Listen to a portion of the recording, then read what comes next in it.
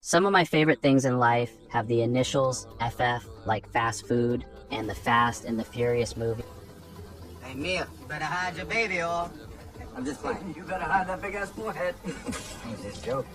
However, neither of these come close to the ultimate iteration, which is financial freedom. Ever since I learned that you don't have to live a life strapped to a chair in your cubicle for 40 years, I've done everything in my power to ensure that every day I move closer to this ultimate financial goal. Fortunately, through my journey so far, I've been able to develop a wealth formula that I am convinced anyone can use to achieve their loftiest of financial goals, which I want to share with you now. If there's one thing I've learned in my 30 years on Earth, it's that in most cases, the only thing separating the life you have and the life you want to live is money. For instance, if you had all the money in the world, would you still be living in the same house, the same neighborhood, or driving the same car? Chances are you wouldn't.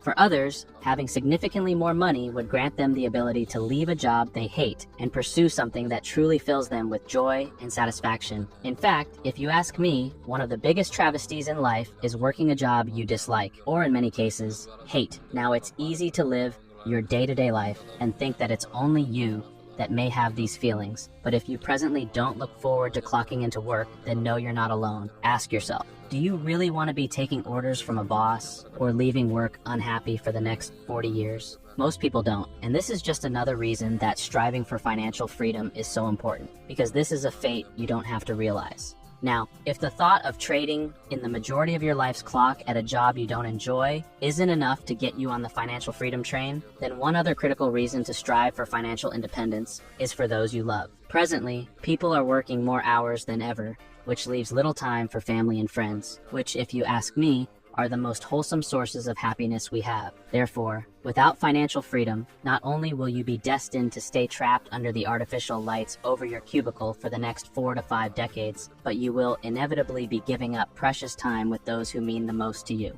I know in my own case, my reason for pursuing financial freedom relates to that exact fact. I don't want to have to give up what time I have left with my parents because I have to put in 10-hour days at work, nor do I ever want to have to feel like I am neglecting my kids for the same reason. Now, I'm not sharing my own reasons to get overly sentimental. In fact, there really isn't any right reason to want to exponentially increase your wealth. I would be just as happy for you if your reason was to buy a nice sports car you can use to pick up chicks as I would if you were to use that money to commit your life to volunteering.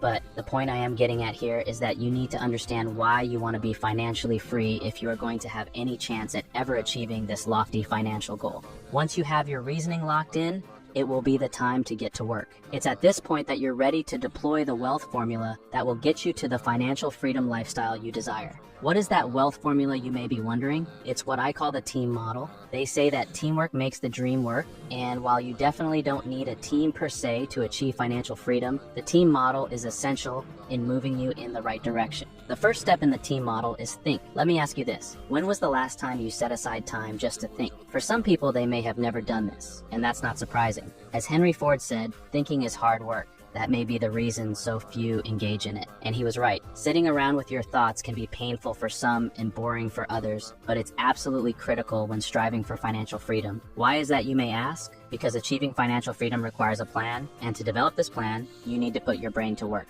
As such, what I recommend you do if you're serious about achieving financial freedom is to set aside 30 minutes a week just to think. No phones, no music, no nothing. Think in complete silence. I know for some this may seem like a lot of time just to be thinking, but chances are if you aren't where you want to be financially right now, then you have a lot to think about. Speaking of that, what should you think about when the time to think arrives? The first thing to think about is why you haven't hit the like button yet, which you should do right now. But in all seriousness, the first thing to think about is your why. We just talked about how critical it is to know why you want to achieve financial freedom in the first place. And as such, you need to ask yourself why this financial goal means so much to you. Next, think about what has held you back to date when it comes to getting to your optimal financial state. Are you a bad saver? Do you spend too much time swiping on Tinder and not enough time developing new skills and knowledge? Your present state is entirely the result of your past decisions, which also means that the decisions you make from here on out can greatly contribute to you reaching this lofty financial goal. Finally, think about what paths you can take to meet this financial objective. Do you need to find a mentor who can guide you through your wealth building journey?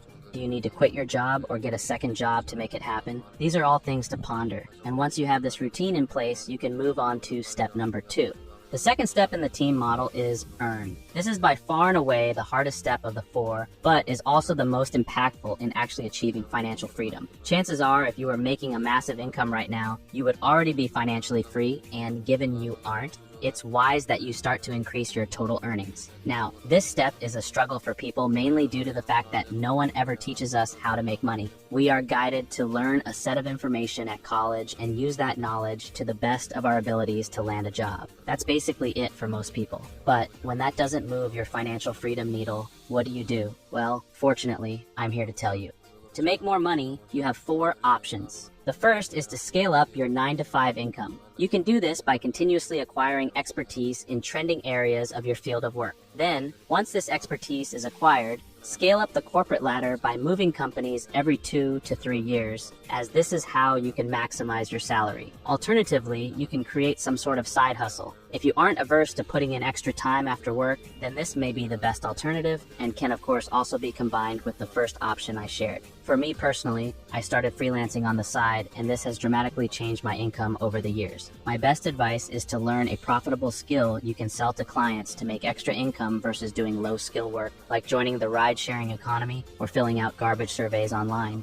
The third option is to start a business. When done right, a business will have much more earning potential than a job ever will, as you leverage the power of scale to your advantage. Quite frankly, many businesses can be started online these days with little to no money, and if you want to learn how you can do this yourself, make sure to subscribe because I'll be talking more about this in my upcoming videos. Finally, there's income from your investments. This can come through rental income, dividend income, and the like. However, to get to the point where you have assets paying you, you must save up and acquire them first, which leads us into step number 3. The third step in the team model is accumulate. You can literally make all the money you want, but if you can't save it, then all your efforts will be for naught. As such, you need to ensure that you are saving money every month for future use. If you presently work a 9-to-5 job, set up automated savings deposits with your company. If you run a business, apportion some of your income for padding your bank account. One thing you need to keep in mind is that there is a right and a wrong way to save money. The wrong way is to save every last penny you make. While your parents may have stressed the importance of saving, I can guarantee that relying on saving alone will never make you financially free. It's simply too hard to get ahead when your money rots in a bank account, earning you 0.05% a year. Instead, you want to save just enough to top up your emergency fund and meet your monthly bills, and after this threshold is achieved, you must then deploy that money to start getting ahead,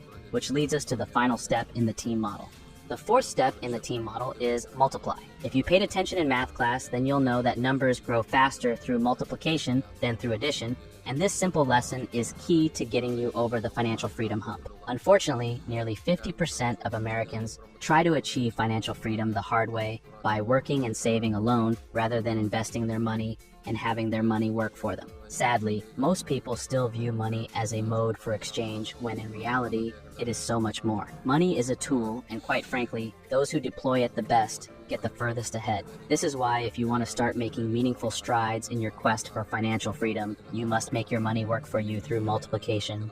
Now, you may be wondering what assets you should be buying to see your wealth grow, and I want to share both my approach to investing and my overarching sentiment around the topic. For myself, I have a system set up that automatically contributes a certain amount of money every week into my pre-selected index funds. All it requires is doing a bit of research into the funds at the start of the year, and the rest is taken care of. There's no timing the market or worrying about stock prices. I simply dollar cost average into the market every week and watch my wealth grow over time. Quite frankly, I would much rather use my time to further cultivate my freelance skills, work on my business, or spend time with my family and friends than stress over a slight flux in a stock's price. But hey, that's just me. When it comes to which assets to invest in, I think most people are best served investing in the asset classes they know best. I know people who have gotten rich investing in stocks, real estate, cryptocurrency, commodities, and the like. The more educated you are in a particular field, generally, the better results you will have, so put in the time to consider what areas you want to learn more about and then move your money in that direction.